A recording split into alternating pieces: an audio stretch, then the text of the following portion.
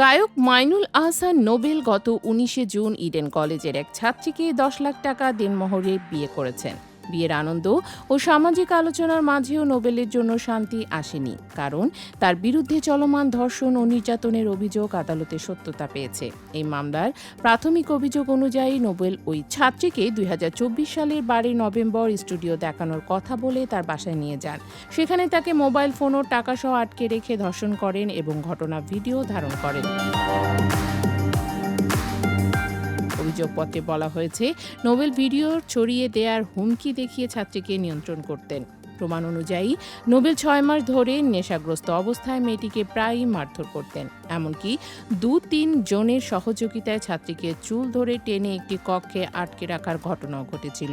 ঘটনার ভিডিও সামাজিক যোগাযোগ মাধ্যমে ছড়ালে ছাত্রীকে তার পরিবার চিনতে পারেন।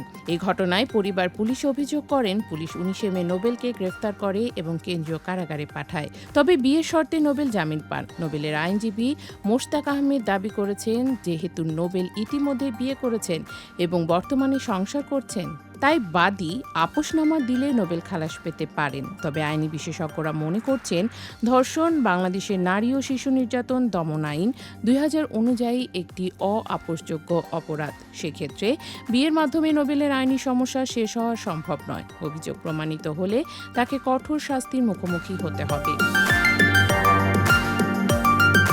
অভিযোগপত্রে আরও উল্লেখ করা হয়, নোবেলকে মারধর ও ধর্ষণে আরও কয়েকজন সহযোগিতা করেছেন।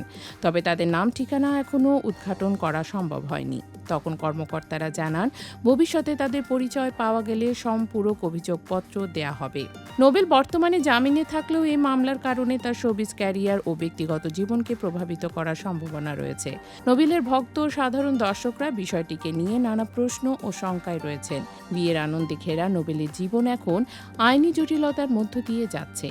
সোমবার নারী ও শিশু নির্যাতন দমন প্রসিকিউশন বিভাগের উপপরিদর্শক ইলামনি বিষয়টি নিশ্চিত করেছেন। তিনি জানান, অভিযোগপত্র আগামী ২৮ ডিসেম্বর আদালত উপস্থাপন করা হবে এবং পরে মামলা নারী ও শিশু নির্যাতন দমন ট্রাইব্যুনালে পাঠানো হবে।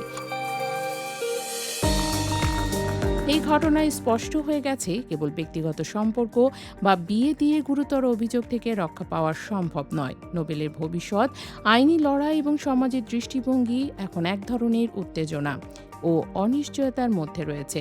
দর্শকরা এখন দেখছেন বিচারক প্রক্রিয়া নোবেলের জন্য কী সিদ্ধান্ত নিয়ে আসে।